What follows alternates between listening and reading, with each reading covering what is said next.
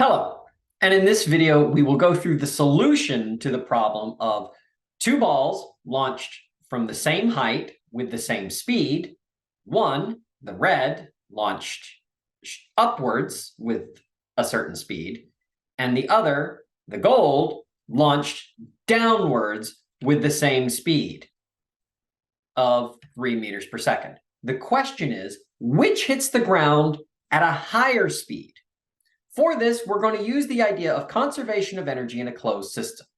This is a good example of a closed system because the energy is just being exchanged between the ball, its kinetic energy, and the Earth ball system's gravitational potential energy. There's no other energy coming in or out of the system because we're ignoring friction, that non-conservative force discussed in the last section. And so whatever energy I start with is what I'm going to end with. Now, both balls begin at the same height, as you can see, and as is stated in the problem. So both balls have the same initial gravitational potential energy. Both balls also have the same initial kinetic energy because they have the same mass and they have the same speed, 3 meters per second. The only difference is that the red ball is launched up and the gold ball is launched down. But as we saw in our discussion of kinetic energy, the direction doesn't matter. All that matters is your mass and how fast you're going.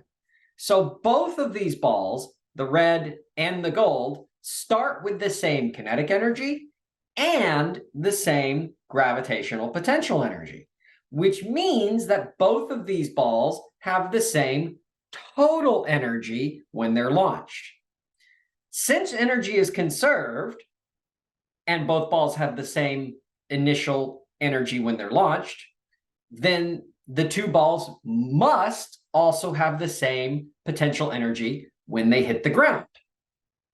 Energy can't go anywhere, so they better have the same total energy when they hit the ground. Here on the ground, both balls are going to have the same gravitational potential energy, a value we might as well call 0.